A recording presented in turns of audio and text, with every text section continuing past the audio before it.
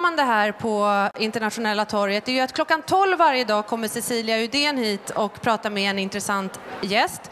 Imorgon är det Aron Lund, han som har skrivit den här fantastiska boken om Syrien som kom ut förra året. Det är ju tyvärr lika aktuellt med hans iakttagelser därifrån. Men det kommer bli väldigt spännande att höra vad samtalet handlar om imorgon. Klockan 12, Cecilia Uddén möter Aron Lund. Vi går vidare till nästa programpunkt.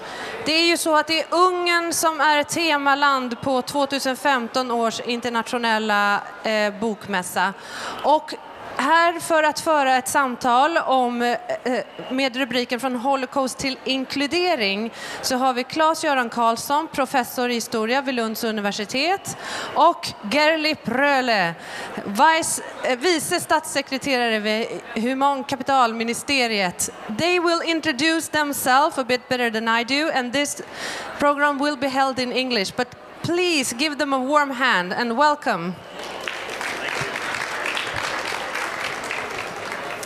Thank you very much.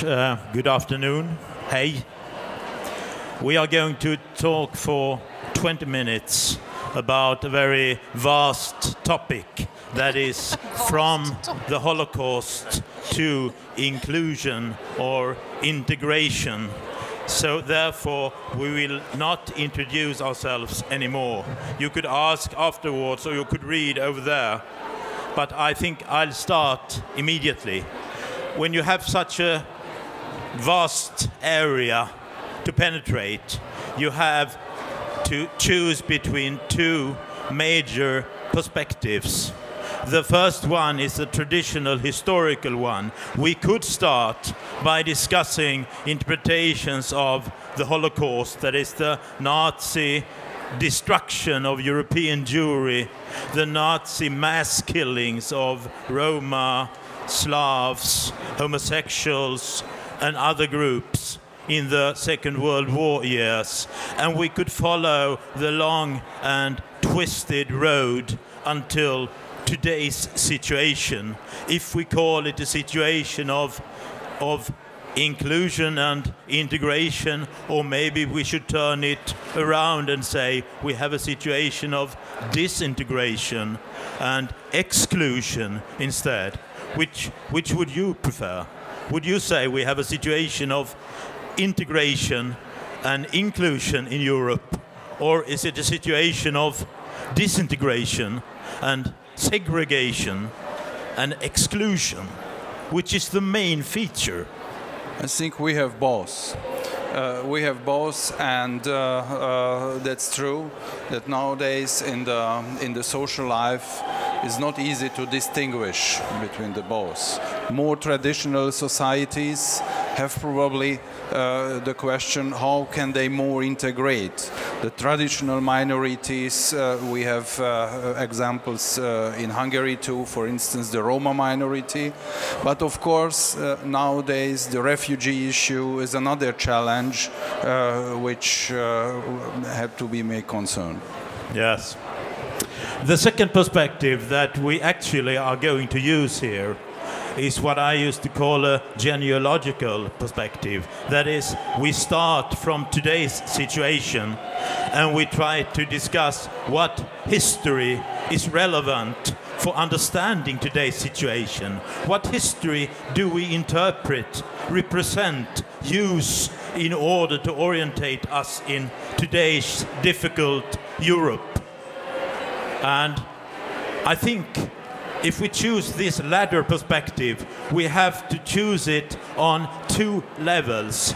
We should, for example, address the European level, because there has been an economic integration in Europe. There has been a political integration in Europe. And now we are in a third row of integrations, a kind of cultural integration, where we are trying to decide, do we have a common history? Do we have a common culture? Do we have a common language?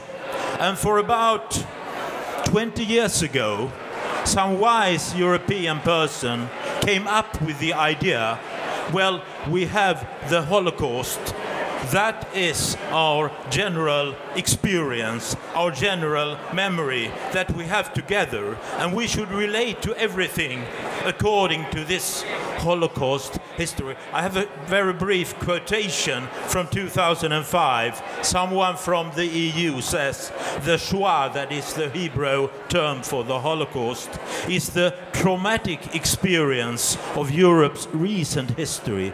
It has driven the EU's founders to build a united and peaceful Europe, and thus been at the very root of the European integration project.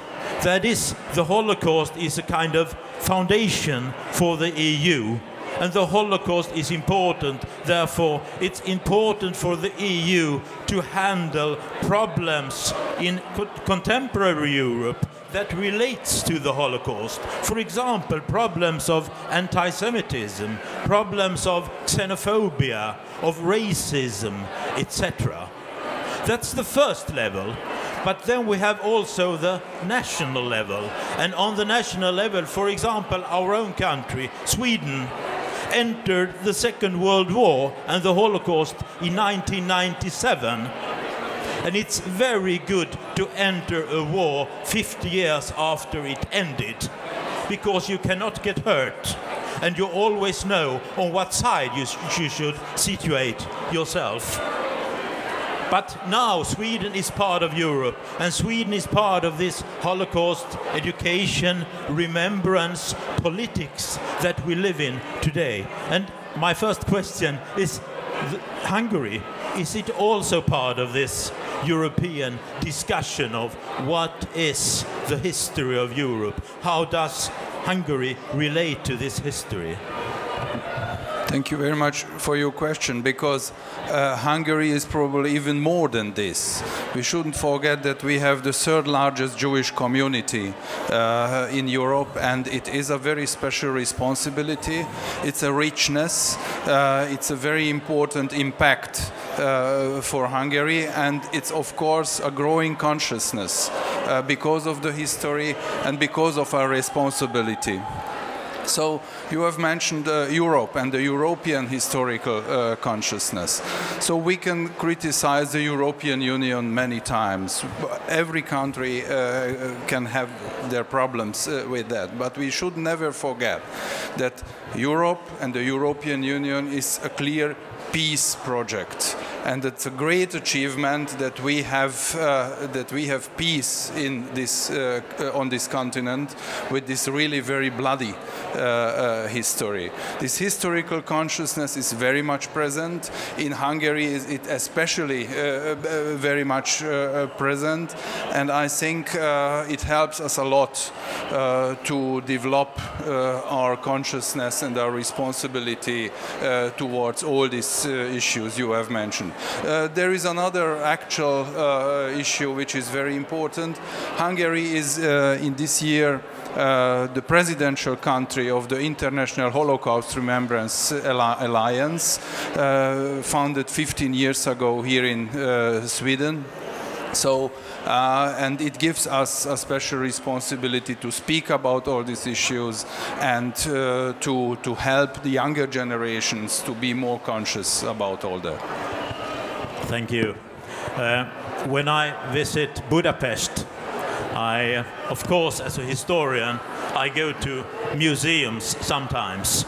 And there is one museum in the center of Budapest called the House of Terror, the Terror Haza, which exhibits the most cruel histories of modern Europe. That is the history of the Holocaust and the history of communist terror. And I have counted the rooms in this terror Haza, and there are 22 rooms, and 20 of those rooms exhibit the communist terror related to Hungary in particular, and 2 of the rooms relate to the Holocaust.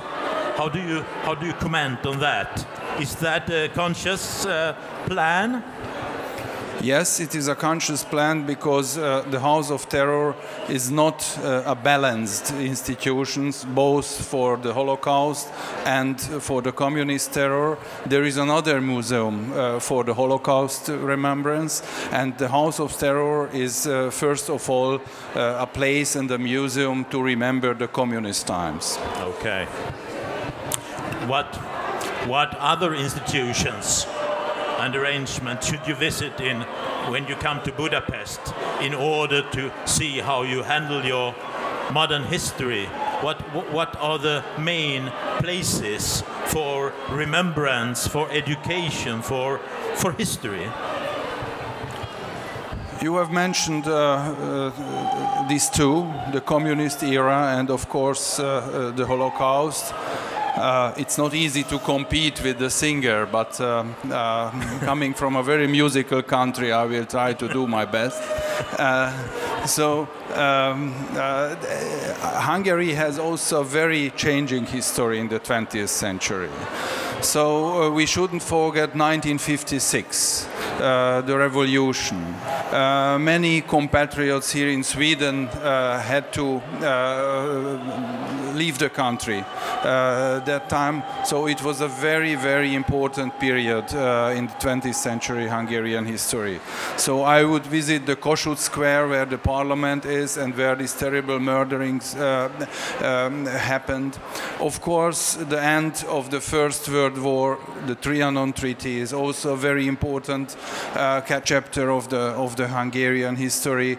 So we could also visit in the National Museum all the rooms to remember of that, and of course the places where the Holocaust started. We have very important memorials, and we will have a new museum especially dedicated to the Holocaust remembrance. Okay, thank you very much.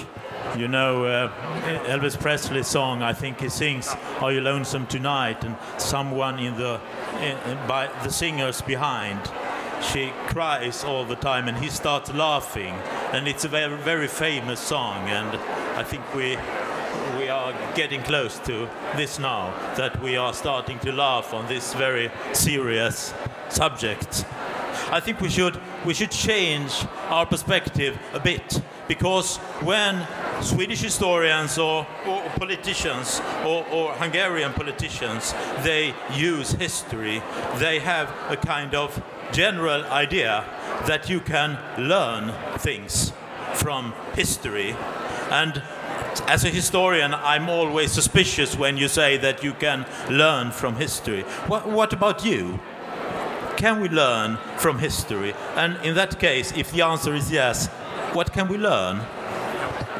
Of course, historia is magister vitae, as we know, but we just a few years ago we had a very nice joint project with Sweden together. That was the Raoul Wallenberg Memorial Year. Raoul Wallenberg was the person who saved many Jewish lives in Hungary, and to commemorate together, to organize the programs, to organize the competitions for school pupils, for the younger generation, to teach about responsibility, what to do in danger, how to deal with different situations. That was a very important message for the youngsters, but it was a very important message to the public in general, because with such events, with such programs, we could send the message: think about history, think about examples. You should know what happened, because it should never again happen, but through that history you can learn a lot for nowadays situations too. Politicians, when they talk about history, they always said that the most important lesson is never again. And still it happens again and again and again. We see one genocide or one terror situation, and we see the next, and we see the third, and in between, politicians, they say, well, never again. But I think we have to look at the lessons of history in a more qualified way, because we have to look under the events that change all the time. We have to look at the structures. We have to look, for example, at things like anti-Semitism, xenophobia, that live underneath as a kind of mental or social structure. And we see very large similarities between what happened during the Second World War and what's happening now, if we look under this superficial change of history. And more, I think that history gives a kind of responsibility, because if you know what happened before, you can handle a new situation with more responsibility than before. And in this responsibility, I don't count this never again thing. I think we must look at it in a much more qualified way. And now, since we have 5 minutes left, I would like you to reflect on the present situation in Hungary. We see not integration, but disintegration. We see exclusion of groups, ethnic groups, other groups. We see this refugee crisis. And what history is relevant to understand this new situation, a kind of borderline event, a very, very new thing that we cannot handle. And where should we look for guidance? Well, in history, of course, but what history should we look at? We had a seminar yesterday about 1956, when there was a Hungarian revolution, and many Hungarians, they left for the rest of the world. 8,000 Hungarians came to Sweden, and maybe we should think like this. We received 8,000 Hungarians in 1956. They were very welcome to the Swedish society. They are extremely well integrated in Sweden today. And maybe is this a lesson for today? The last word is yours. Thank you very much for this question, because I think that's the most important topic nowadays. And you have mentioned, I would say, hypocrisy of the political behavior sometimes. And it's very, very important that we try to distinguish between reality and between willingness, between image and what we sometimes see in television or in the press in general. I think I have to tell you, I admire this openness of the Swedish society, what I can see here, this solidarity towards refugees, and this great openness to accept refugees. And I can only cross my fingers for you that it will never a kind of disappointment, that you will be able to manage this generosity, that you will able to have enough homes for those people coming endless from other civilizations. And I hope for you, for us, for Europe, that we will be able to integrate, that our societies will be able to accept all these people and to integrate, to give them work, to give them home, to educate their children, and to strengthen the society in a positive way. Look for the history. The Hungarian point of view is the following. We have the Schengen regulation, whether is it good or not. We are part of the Schengen system. The Schengen system means we have to know who is entering the territory of the European Union and Hungary, because we have a Schengen border country. And because of that, we have to control, in a way, this mass influx of refugees. So because of that, the fence, which is a really bad symbolism, which is really not a good sign, but it's a tool for that we are able to control that influx. We are not against the refugees. We are against the smugglers, and we are against all the people who are in a very irresponsible way invite them without any basis of responsibility. So, I mean, we have to be careful. It's a very sensitive situation, and I think we need the joint European effort to tackle the question. And I would say, as a student of Hungarian history, that you have a history of openness, you have a history of generosity, for example, in the Habsburg era, where Hungary was part of a very wide empire with very, very little of borders and boundaries, and very much of a kind of general, almost world culture. So you have histories to work with, I think. Yes, and not just that. We have the experience from the beginning of the 19th by the Balkan Wars, when we accepted the refugees from the neighboring countries, and the openness of the Hungarian society and the rule of law in the Hungarian constitutional system is a guarantee for that, what we do is very much in line with these European values you have mentioned before. Thank you, Gergely, very much for this talk, and thank you for listening to us.